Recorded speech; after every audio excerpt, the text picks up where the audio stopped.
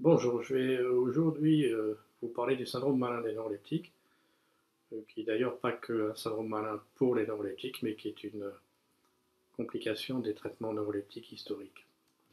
Alors, cette complication, elle est rare ici, très peu fréquente, et d'ailleurs, avec les molécules plus récentes, il semble que cette complication soit encore plus rare, ce qui fait l'importance de repérer et de prendre en charge cette complication, c'est son risque mortel.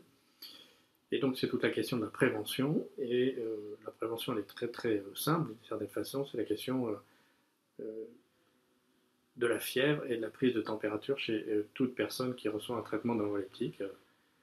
C'est pour ça qu'il est utile de serrer la main aux patients pour connaître leur température, c'est un moyen assez simple, et ne pas hésiter à dire aux patients et les informer sur le risque de la fièvre avec les traitements neuroleptiques. Si vous avez une température supérieure à 38,5, eh ben, n'hésitez pas à m'appeler, et probablement il faudra qu'on arrête les neuroleptiques pendant un moment pour éviter une complication. Pendant un moment, ça veut dire très peu de temps, le temps de faire chuter cette fièvre par des moyens très habituels et standards, comme la fièvre chez toute personne lambda. Alors le plan que j'ai choisi est assez simple, c'est qu'est-ce que c'est le syndrome malin, et comment on le repère, comment ça se manifeste, et puis comment on fait en pratique. Je répète, la pratique, c'est vraiment la prévention. Alors, le syndrome malin des neuroleptiques, c'est une forme rare mais potentiellement mortelle d'hyperthermie, de fièvre, fièvre majeure, induite par les drogues ou les médicaments, et essentiellement par les neuroleptiques. C'est d'ailleurs au travers de la prescription des neuroleptiques qu'on a euh, largement documenté le syndrome malin, et qu'on a largement documenté la question de la mortalité et de sa prise en charge. Le syndrome malin des neuroleptiques se décrit dès le début de la prescription des neuroleptiques par les auteurs français de l'ICER. Dès le début, en tout cas dans les années 60, la première description, à ma connaissance, est 1968. L'incidence du syndrome malin, elle varie entre 0,02 et 3% des prescriptions. 3%, c'est probablement un chiffre qui était un chiffre historique lorsqu'on prescrivait les premiers neuroleptiques, et 0,02 semble que ce soit les chiffres plutôt actuels avec les nouvelles molécules. Ce syndrome malin, il peut se venir à tous les âges, même si les sujets âgés sont plus vulnérables. Les hommes semblent plus vulnérables là encore que les femmes, mais c'est toujours pareil. Euh, il faut prendre en compte les comorbidités, les posologies, enfin un certain nombre de facteurs. Ce qu'il faut retenir, c'est que ça peut survenir avec tous les neuroleptiques, à tout moment du traitement neuroleptique, et à toutes les posologies, même s'il y a des particularités décrites dans les études épidémiologiques. Donc l'incidence de l'épidémie, je reviens, historiquement c'était à peu près 3%, et actuellement c'est 0,01%, et on attribue cela surtout à l'apparition des nouveaux neuroleptiques, ce qu'on appelle les neuroleptiques atypiques. Le syndrome malin, il peut survenir à tous les âges, j'ai dit chez le sujet très âgé, mais aussi dans la littérature, c'est important, chez le sujet jeune. Euh, un nombre de cas importants peut survenir dès l'initiation de traitement. Moi, quand j'avais appris la prescription de neuroleptiques, les premières heures, les premières semaines, la prise de température était un élément de surveillance très important. Euh, la majorité des cas, 2 tiers environ, étaient décrits au début du traitement et à l'initiation des traitements neuroleptiques. Je le répète, ça peut survenir tout au long des traitements neuroleptiques, et puis ça peut survenir aussi quand on a des complications qui augmentent le risque de fièvre. Les neuroleptiques, les antipsychotiques historiques qu'on appelait incisifs, c'est-à-dire très puissants sur l'agitation, de type phénothiazine par exemple, une augmentation rapide des posologies. Et puis il y a eu toute la question sur les formes retard, peuvent augmenter dans la littérature, d'après les données, le syndrome malin des neuroleptiques. Même si on considère aujourd'hui que les nouveaux médicaments neuroleptiques peuvent entraîner de façon moindre un syndrome malin, il ne faut pas perdre de vue que ça peut exister et que c'est décrit avec tous les neuroleptiques et tous les médicaments neuroleptiques. Euh,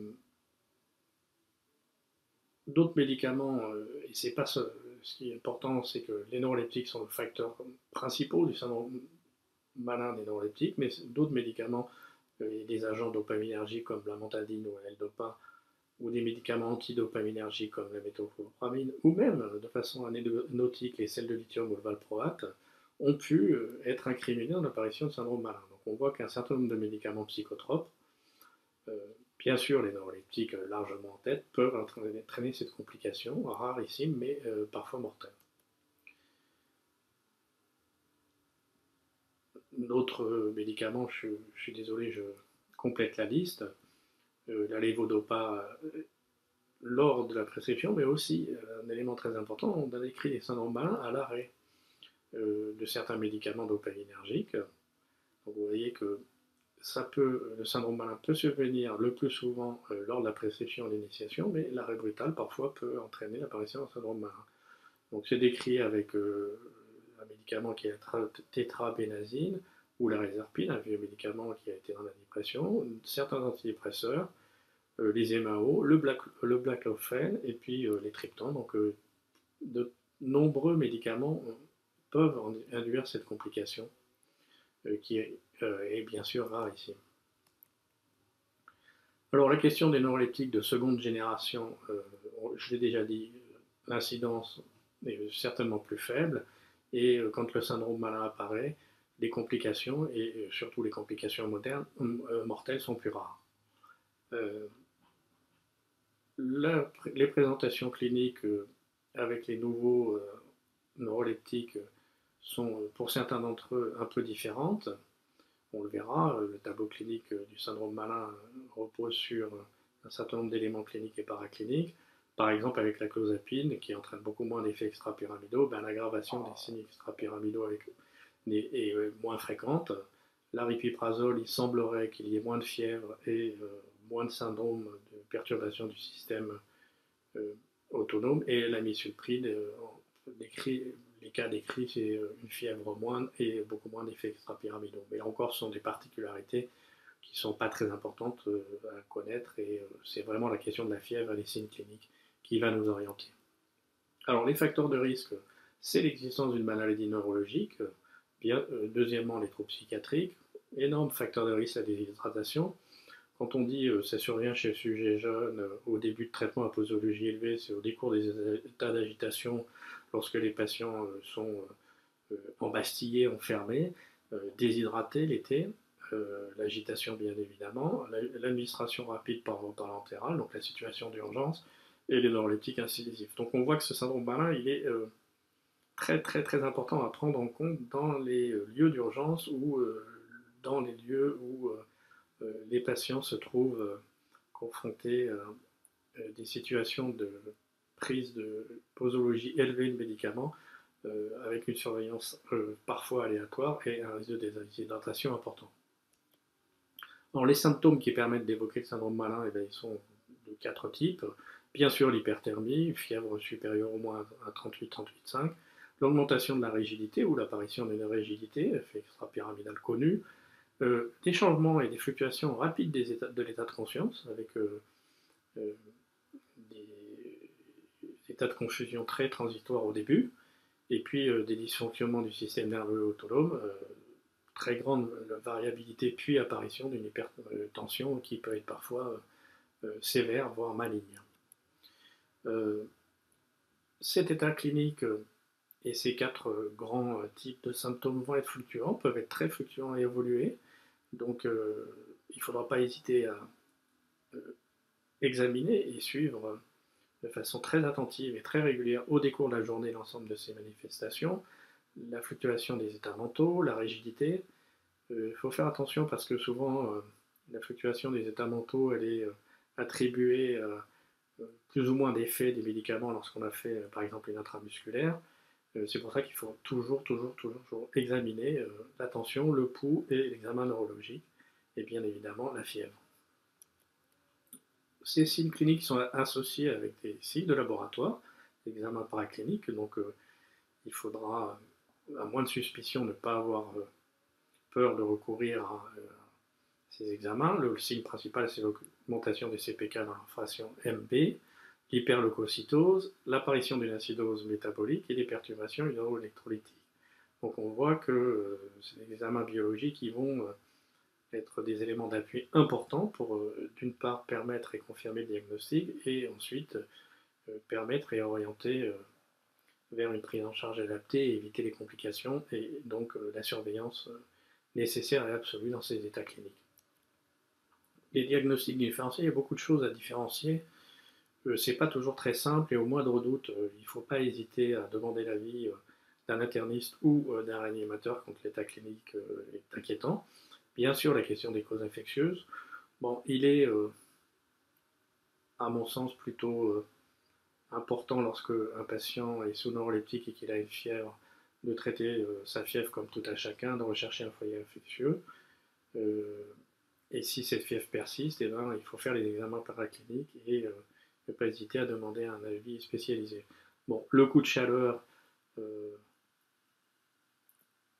ça peut survenir et bien évidemment, quand on prend des médicaments, on a neuroleptiques, on a pour un certain nombre d'entre eux déjà des difficultés de régulation thermodynamique, donc ça peut survenir de façon autonome. C'est une distinction qui est parfois un peu académique, la question du coup de chaleur.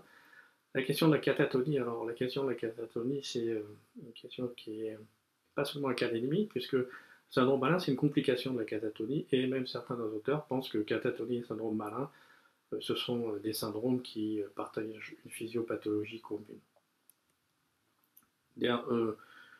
Deux autres choses qui doivent être discutées, l'hyperthermie maligne, c'est la question de maladies génétiques qui touchent les phosphorylase de type 1 et qui vont être aggravées par la prescription de phénothiazine, d'une maladie génétique autosomique dominante. Hein. On peut avoir un syndrome schizophrénique et d'autres maladies. Donc, dans l'apparition d'une hyperthermie maligne,